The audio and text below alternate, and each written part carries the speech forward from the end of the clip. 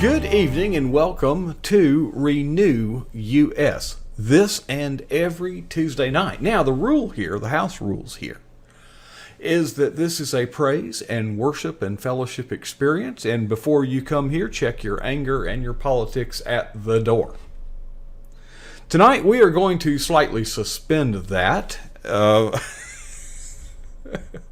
Okay, well, they can't see you yet, but I'll tell you what. Many of you already know Pattie, and Pattie, pronounce that last name. I've heard it both ways. Oh, Curran. Curran. Curran. It's like current without the T.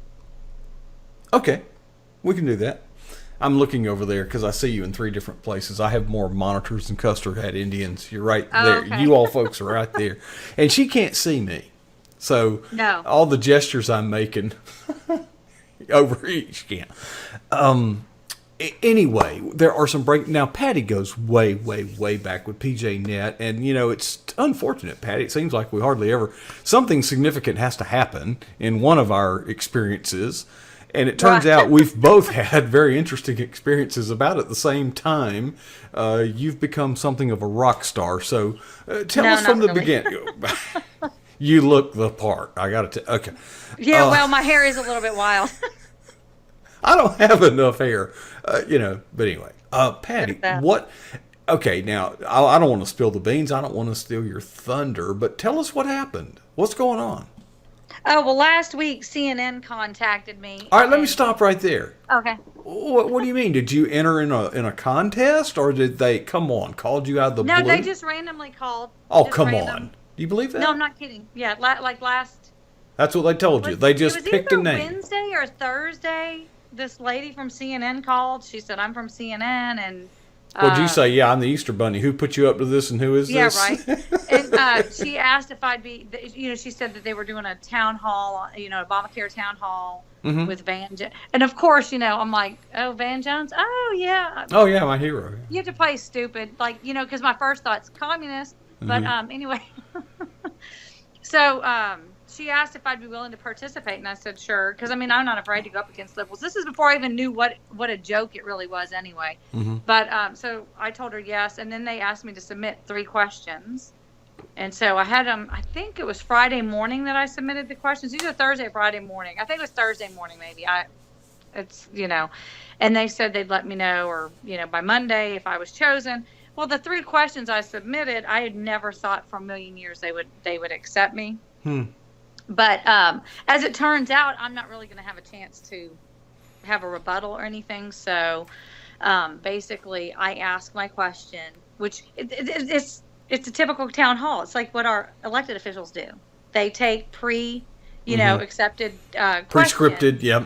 Yeah, and then they have their scripted from answers. posers in the audience that are staged and right. Oh, absolutely, yeah. And so I did 3 questions, and here's the one that they accepted, and if you guys want to hear it beforehand. Yeah. And they said, since mine's kind of long, I can have it on a note card, but I've been practicing to try to memorize it, but I'll probably be deer in the headlights when you're on camera. But so my question is, Obamacare was supposed to make healthcare affordable. My family has had the opposite experience. Before the law, we were able to get a blood product my son infuses weekly with a $16 copay year-round with our insurance plan. Now our plan has changed because of the law. Our premiums have skyrocketed, as have our deductible and out-of-pocket maximum. We now find ourselves having to come up with $6,000 at the beginning of each year to pay for my son's weekly infusions of IgG. And it's that's the part I forgot. I think I'm supposed to put life-saving in there. I think I left it out. But, yeah, I certainly don't know what IgG is. Right. Well, it's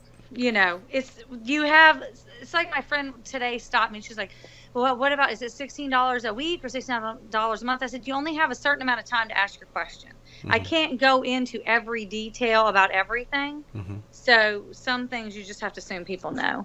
So then anyway, but, so these weekly, infusions of IgG, drug company assistance programs are now overburdened because Obamacare has created more need for assistance due to these skyrocketing costs. How can you say the law is working when it made once affordable life-saving medications for our children so unaffordable? So that's the one that they're going to allow me to ask. I had one, because it's Trevor Noah, the dude who took over for Jon Stewart at Comedy Central. he's going to be the guest, and then it's Van Jones.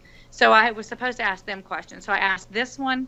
Then I had one that I asked Trevor where I said, I have 2 children who go to the emergency room, have to be seen in the emergency room under certain circumstances. And we've noticed a decline in the quality of care and, and the time of care of that kind of thing, even when they had their emergency room protocol. And I said, Trevor, your first experience with American, medical system was when you had your emergency appendectomy. And then I asked him, how can you expect, basically with all the regulations that Obamacare has placed upon doctors and nurses, how does he, think that they can treat patients with all of this regulation? So you knew he wasn't going to take that one because he doesn't have a way to rebut that one. And then I asked, my last one was, I did one to each of them, and then I just did a general one. And then I said, Mr. Jones, you're in your home state of Tennessee. You still have 4 insurers in your healthcare exchange. In my home state of North Carolina, we only have 2. And in 33% of the counties in our country only have 1 insurer.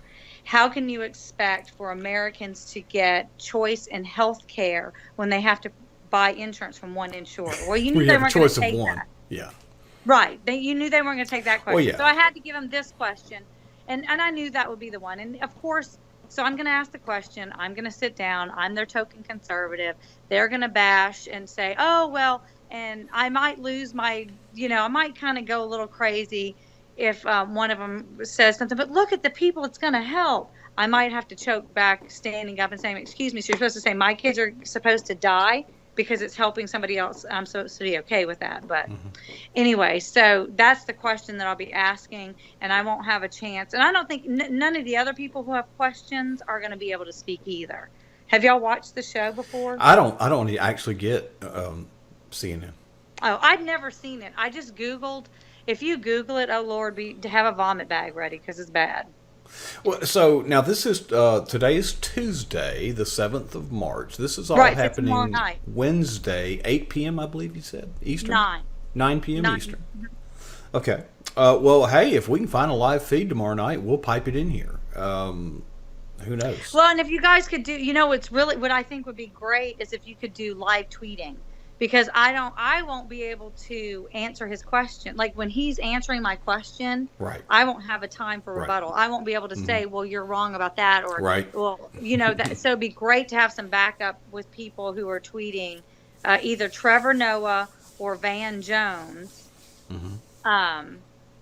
Just some backup. And I think I'm going to have some of my friends, some Sentinel friends of mine that are going to maybe tweet at that time too. Yeah. I'll have to do some recon on that. I'm off all day tomorrow, so maybe I'll have a chance to investigate that. But I just find it hard to believe that you would get a random call. I got on my cell phone, no less. I don't know. I mean, yeah. How bizarre is that? Because for when I had my campaign phone number was not my cell phone. Right. Good idea. So, good idea. Oh, okay. Isn't that weird? They just but Fox News did that too. Even when I had an unlisted phone number, when I confronted Kay Hagan back in 2010, the next day, our phone number, our phone rang, and it was Fox News, and it said, "This is Fox News in New York, and we're looking for the Pattie Kern who confronted Kay Hagan." And I was like, "This is she," and it was just really weird because it's kind of surreal because you're like, Fox News, what? It's the same thing with CNN, but I got a call about a month ago, and I had to promise confidentiality, but my answer was and I'm the Easter Bunny. Who put you up to this? Who is this? I didn't believe it was who they said. But actually when I called them back, they answered. It was like, oh my gosh, but he had seen some stuff on Twitter. I could connect the dots. But to get a random call like that, I would have been very suspicious. Yeah, she said. Well, so the thing is I think what they're going to do, because tomorrow the producer called me today and said they're going to introduce me. I don't have to say anything. I don't want you to say anything. Well, no. I mean, like I don't have to say I'm Pattie Curran, blah blah blah from North Carolina or anything, because they're going to do an introduction. And she said part of the reason that they were picking me was because they liked my backstory. Homeschooling mom, read, backwoods redneck who homeschooled her kids. Homeschooling mom who turned political activist who ran for Congress. And so they just thought that was interesting. Well, I mean, they don't really, because they don't think it's that interesting. They don't care about my kids. Basically, they just want to, I'm a conservative. They want to have me ask a question. Yeah. They want to chew me up and spit me out and not give me a chance. Right. But we know that God is greater and that there's a reason. And so if there's maybe somebody out there who watches this show who doesn't understand these high deductible plans and what it does to families or people who have chronic life-threatening illnesses, and maybe that one person will stop and think and go and tell 10 more people.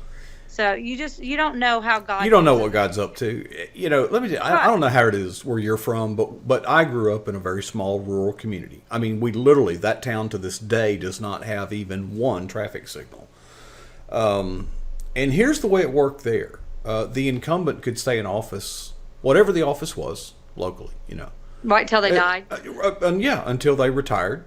But there would be challengers, and here was the accepted, unspoken, but very well understood truth. Somebody would challenge, and of course get clobbered. But guess who would get it when they retired? So you have to go out there and get in the fight and get your nose bloodied. That's the way it is where I'm from. So, because the theory is once he announces he's going to retire, well, then everybody comes out of the woodwork. And I guess the feeling is no, wait a minute, that person really wants it. They challenged them when they knew they were going to lose. Right. Mm-hmm. And I just can't help, gosh, Pattie, we've known each other so long and we've been through so much. But Virginia Fox is not going to live forever, No. And I don't have a beef against her. I mean, you well, probably right do, now they haven't defunded Planned Parenthood. I think they did propose a bill or something. Did you hear what Trump did today about Planned Parenthood? Mm-mm.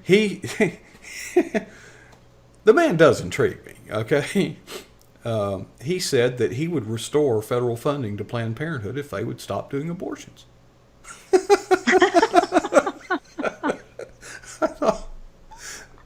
But now, I mean, you gotta, I gotta give the guy credit. That's genius. Yeah. That's genius to make that, because what it really does. Well, I think him supporting this Ryan Care bill. I mean, Ryan Care is no better than Obamacare. It bails out the insurance companies. It still has the Cadillac tax. It's still, I mean, it's progressive. Here's my thing. Where in the 10th Amendment, and I'm sensitive to your situation, Pattie, you know that. Mm-hmm. But where in the 10th Amendment does it say that we have to take care of people that are uninsured? The federal government has a role in that. Health care is not a natural right. It's not a natural right. It's not right, in the 10th Amendment. No, but it doesn't even matter about the 10th Amendment. It is not a God-given right. Yeah. You and I do not have the right to compel another person to work for us. Whether it's a doctor, a lawyer, a ditch digger, somebody who's building your house. We don't have that right to compel another person to work for us or to give us the fruits of their labor, their products for free, period. It's not a natural right. Healthcare is not a natural right, and we've allowed the left to let us think that it is. God does not force us to love him, to serve him, to know him. God doesn't force us. The Samaritan, the Good Samaritan, he wasn't forced. He wasn't forced to pay the bill for the victim. Do you know what I'm saying? I mean, it's just... Well, even in the New Testament, when there's testimony, and this is often cited as proof text, okay? There's the members of that church or congregation, sold their possessions and gave it to the church. And they said they use that as proof text, saying, see, that's what we're supposed to do. I said they sold it voluntarily. Exactly. Jesus didn't say, give to Caesar what is Caesar's, but give to... I mean, he said, give to Caesar what is Caesar's, and give to God what is God's. He didn't say, give to Caesar everything you have so that he can take care of everyone, or so that the government... I mean, he didn't... I mean, that's just... It's ludicrous. Well, there was a day, and here's the thing. We depart from God's instructions, okay, his blueprint. The blueprint goes like this. One man, one woman, one time, children. Okay, and then and the children, okay, at first are nurtured by the parents. But guess what? that role reverses in the late stages of the Oh, parents' life. absolutely. And I mean, you we had do have children, duties, but the parents, thing and God doesn't grandparents all living in the force that. same house, taking care of one another. And neighbors took care of neighbors, but more importantly, churches took care. Churches took care. When there was a need, the church would step in and stand in the gap. And if there was a catastrophic case, like yours, for example, the church would step in. But see, the church can't step in now because the members are giving all their money to the government, and there's no money left to give to the church. Oh, exactly. And the churches stood by and abdicated their role.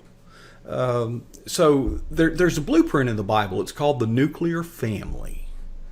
But no, we've decided that there's a better way, and we're reaping the bitter harvest of that decision. So,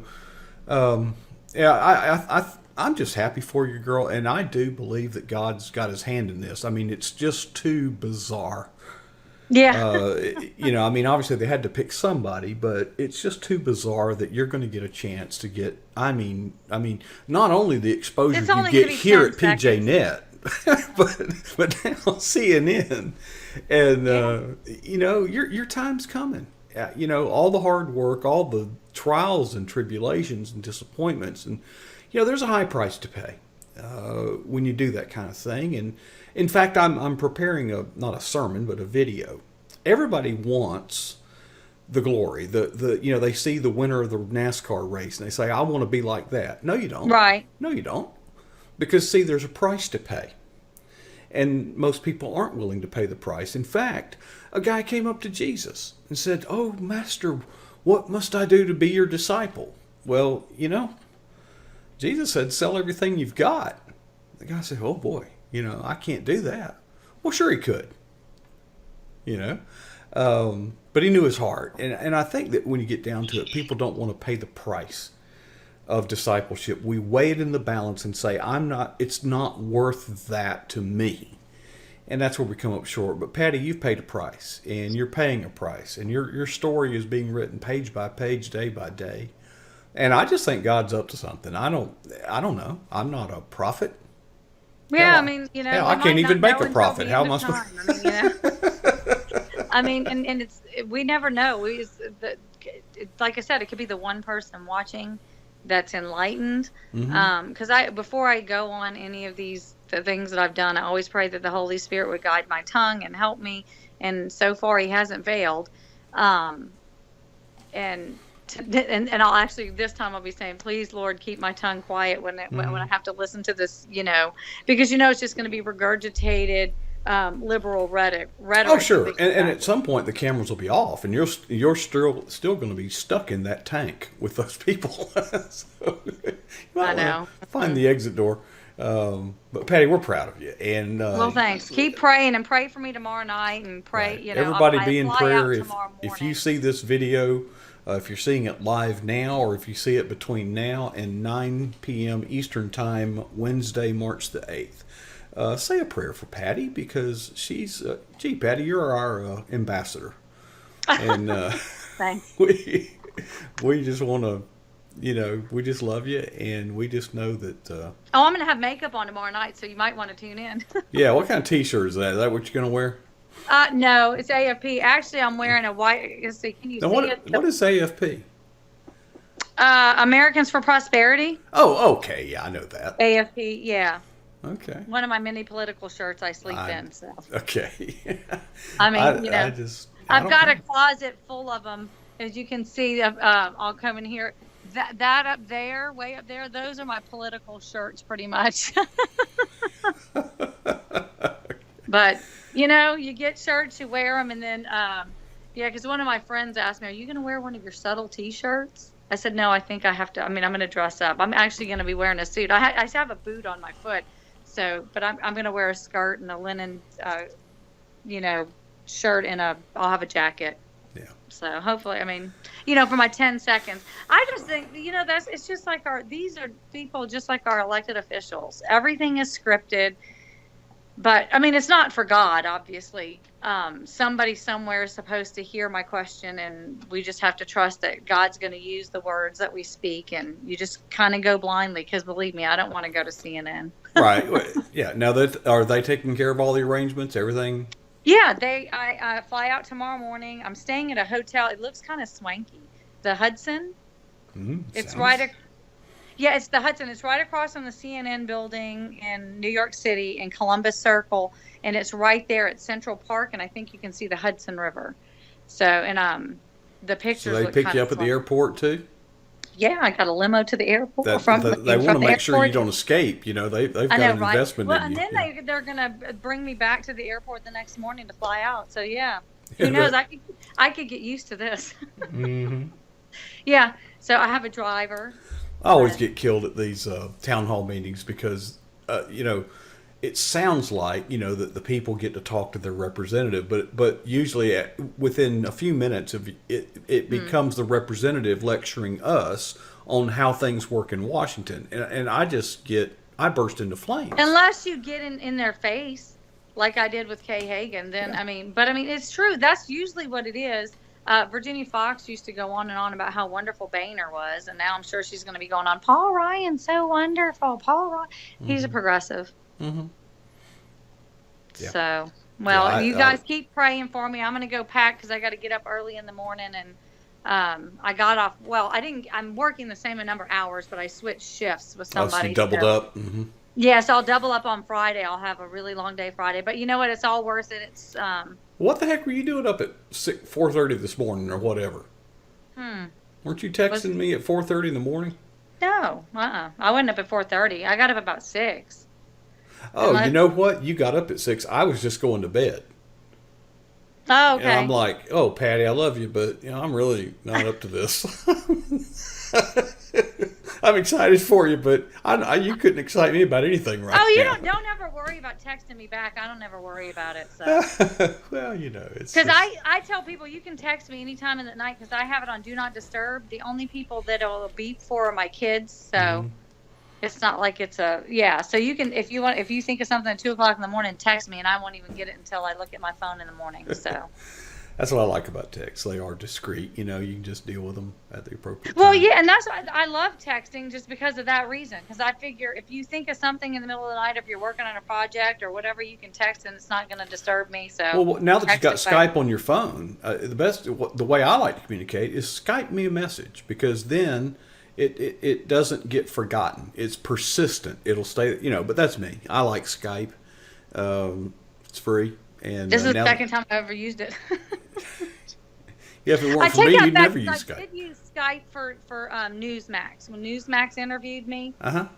but I did it on my computer with Skype. So this is the third time I've used Skype. Okay. Oh, you have a It's computer with not Skype, and you're making us look at you at this little thin ribbon. Yeah, but it's downstairs, and I'm in a stupid boot, and I'm not supposed to go up and downstairs. That's why I'm up here with my phone. Oh, when you said boot, okay, you meant boot. Yeah, I had Okay. surgery on my one foot, and then I walked too much too soon after surgery. I know you find that shocking. I was going to say, I can't believe you did that. Yeah, and it damaged the Achilles tendon in my other foot, so now I got a boot on the other foot. So Way to go, Patty. You Hey, ain't going we if got a they country assault you, you ain't running out of there. You're just going to have to use that boot for a purpose to well, I'm not gonna annex have a it to gun their in New York posterior. City. You know. You can't have a gun in New York City, so I'm toast. But hey, there are no guns allowed in New York City, so there'll be absolutely nothing that could Well, possibly you don't have to happen worry about me. getting robbed. There's no Right, I guns mean, in New York City. Unless somebody holds me up at knife point or something like that, but I Yeah, will well, never there's get no shot. guns. All the crimes are committed with knives. Yeah. Uh-huh. So Okay. anyway, well, you guys take care, and maybe tomorrow night. I don't know are y'all going to be on tomorrow night? Or? Well, I tell you what, when things settle down, just hit me up and come share about it if you can. Okay. We're usually if here not, till definitely midnight. Friday, because I get off at 7 Friday. I work all day, but Okay. I can touch base with y'all, and Well, we can that'd be laugh great. about what happened at the town hall. Well, Patty, you're our Take rep. care. You're our ambassador. Thanks for sharing with us All right, tonight, Patty. take care. Appreciate God it, bless girl. you guys. Bye.